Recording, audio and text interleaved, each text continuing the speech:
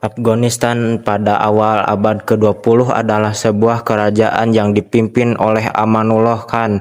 Pada tahun 1926, Amanullah mengubah gelarnya dari emir menjadi raja, sehingga Afghanistan resmi berbentuk kerajaan.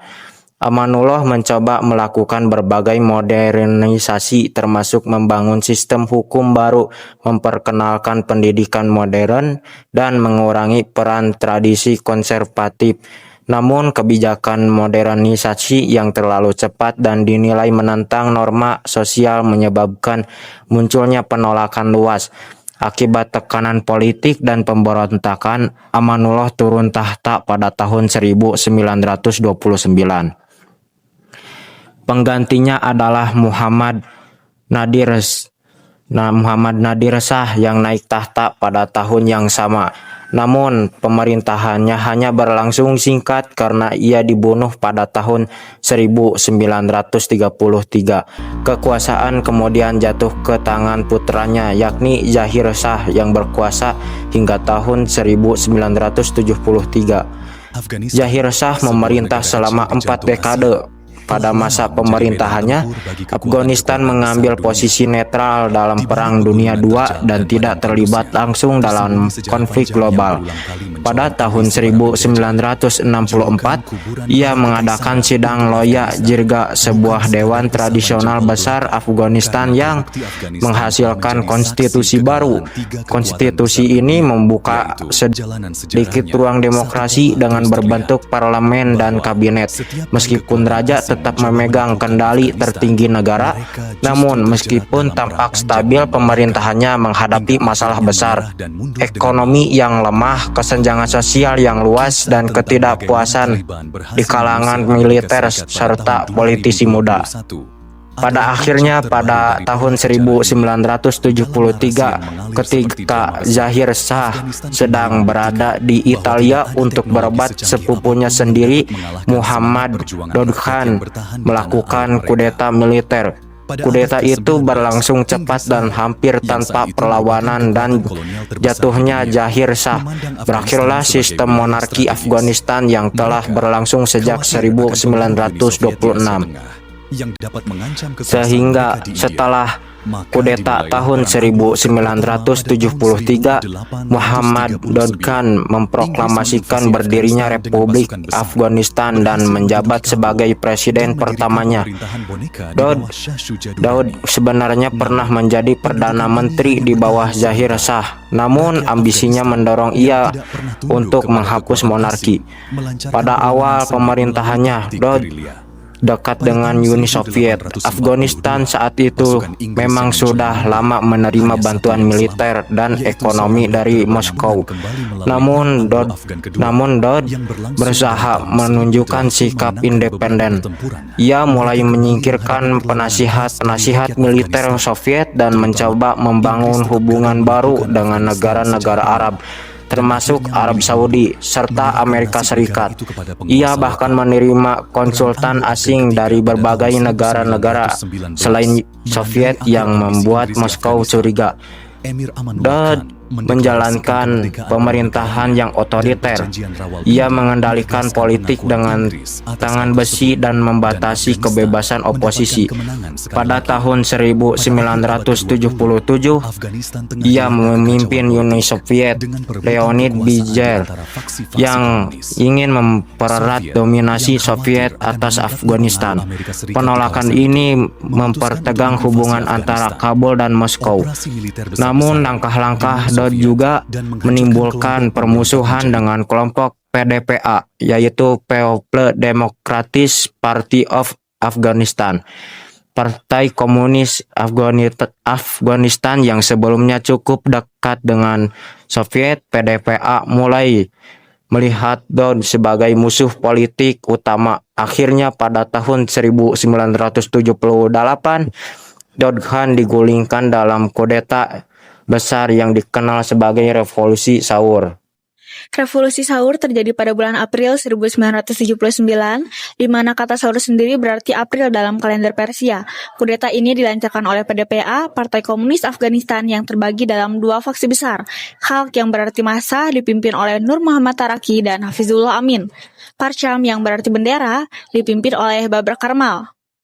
PDPA berhasil menggulingkan Daud Khan. Dalam kudeta itu, Daud beserta hampir seluruh keluarganya dibunuh secara brutal. Setelahnya, Nur Muhammad Taraki dari faksi Khalq diangkat sebagai presiden Afghanistan. Taraki segera meluncurkan reformasi radikal yang bertujuan mengubah struktur sosial Afghanistan. Ia menerapkan redistribusi tanah, meluncurkan program pemberantasan buta huruf, serta mencoba memperkuat kesetaraan gender. Namun, reformasi itu dijalankan dengan cara keras dan represif. Ribuan pemimpin suku, ulama, guru, mahasiswa, dan etnis minoritas, terutama kaum Hazara yang bermazhab Syiah, ditangkap atau dibunuh. Kebijakan ini menimbulkan kemarahan luas. Rakyat yang mayoritas konservatif menolak keras reformasi gaya komunis yang dianggap bertentangan dengan Islam dan tradisi. Gelombang pemberontakan mulai pecah di berbagai wilayah. Di tengah kekacauan itu, terjadi persaingan internal dalam PDPA sendiri. Pada tahun 1979, Taraki dibunuh oleh bawahannya sendiri, yaitu Hafizullah Amin, yang merebut kekuasaan. Taraki menurut laporan dicekik dengan bantal atas perintah Amin. Setelah membunuh Taraki, Hafizullah Amin menjadi presiden Afghanistan. Namun, pemerintahannya berlangsung singkat dan penuh krisis. Uni Soviet tidak percaya kepada Amin karena ia pernah belajar di Amerika Serikat dan dianggap terlalu dekat dengan Washington. Soviet mencurigai Amin sebagai agenda ganda. Selama beberapa bulan, Soviet bahkan mencoba beberapa kali membunuh Amin melalui upaya peracunan, tetapi gagal. Ketidakstabilan makin memburuk, reformasi keras tetap dijalankan, perlawanan rakyat semakin meluas, dan pemerintahan komunis Afghanistan berada di ambang kehancuran.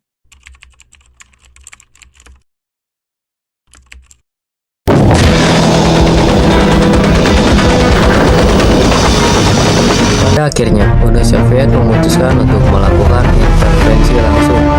Pada 24 Desember 1979, sekitar 70.000 tentara Soviet masuk ke dalam Afghanistan.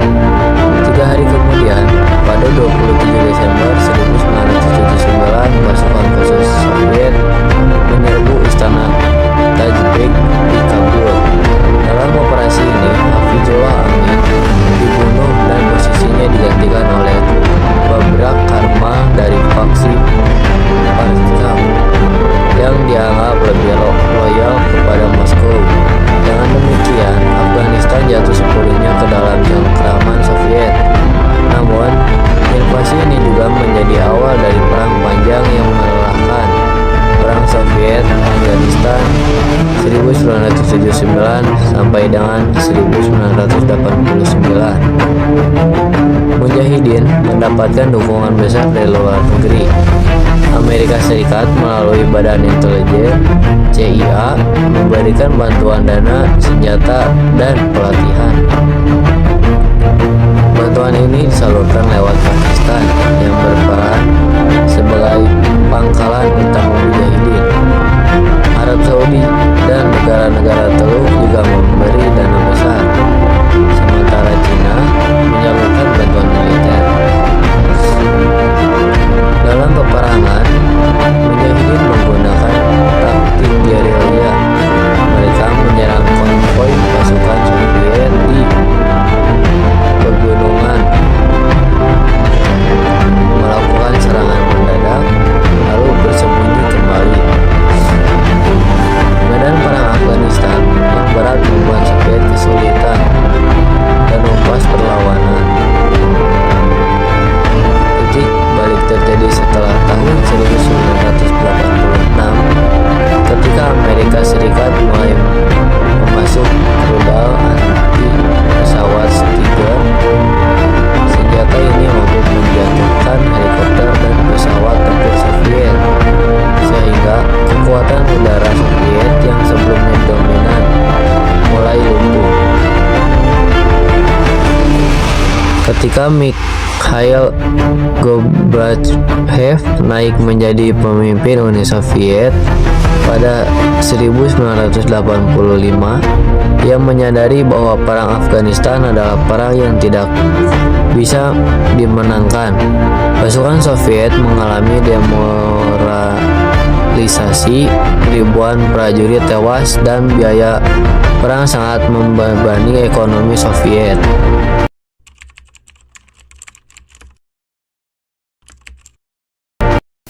Selama hampir satu dekade perang, sekitar 15.000 tentara Soviet tewas dan puluhan ribu lainnya luka-luka. Pada tahun 1988, Uni Soviet mulai menarik pasukan secara bertahap. Akhirnya, pada 15 Februari 1989, pasukan terakhir Soviet menyeberangi jembatan persahabatan menuju Uzbekistan. Tanggal ini menandai berakhirnya keterlibatan militer langsung Soviet di Afghanistan. Meski Soviet sudah angkat kaki, Afghanistan tidak menjadi damai. Justru perang sipil berlanjut di antara kelompok-kelompok mujahidin yang saling berebut kekuasaan. Dari kekacauan inilah, pada pertengahan 1990-an muncul Taliban, kelompok Islam fundamentalis yang didukung oleh Pakistan dan Arab Saudi.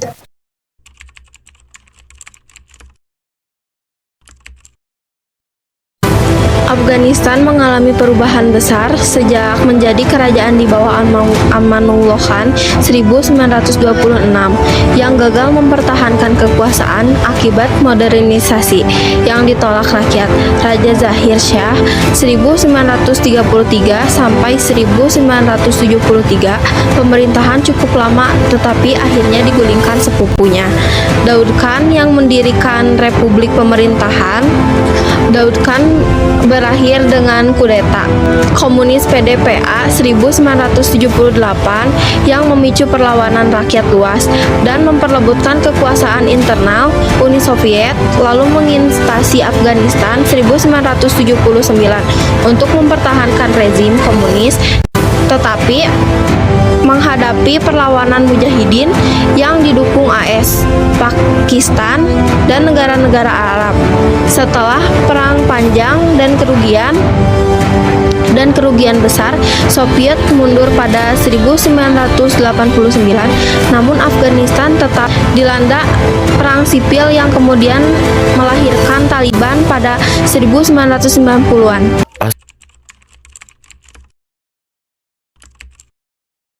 Assalamualaikum warahmatullahi wabarakatuh. Di sini saya akan memberikan dampak bagi Afghanistan. Yang pertama, perang di Afghanistan berdampak buruk bagi Afghanistan melalui jutaan kematian, pengungsian besar-besaran, kehancuran infrastruktur, dan ranjau darat yang menyebabkan perang saudara dan kebangkitan Taliban. Terus yang kedua, ada dampak bagi Uni Soviet. Sementara itu, Uni Soviet mengalami kekalahan memalukan yang memicu pemikiran ulang terhadap kekuatan militer, membebani ekonomi, dan berkontribusi pada runtuhnya negara tersebut yang sering disebut sebagai Vietnam Uni Soviet.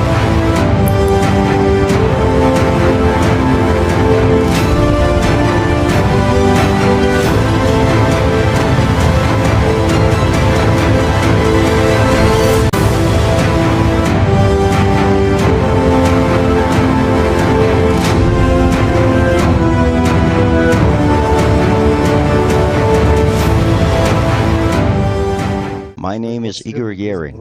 I was drafted into the Soviet Army when I was 20 years old. I was a sergeant in an infantry regiment serving in Afghanistan's Kunduz province for 2 years, from 1982 to 1984.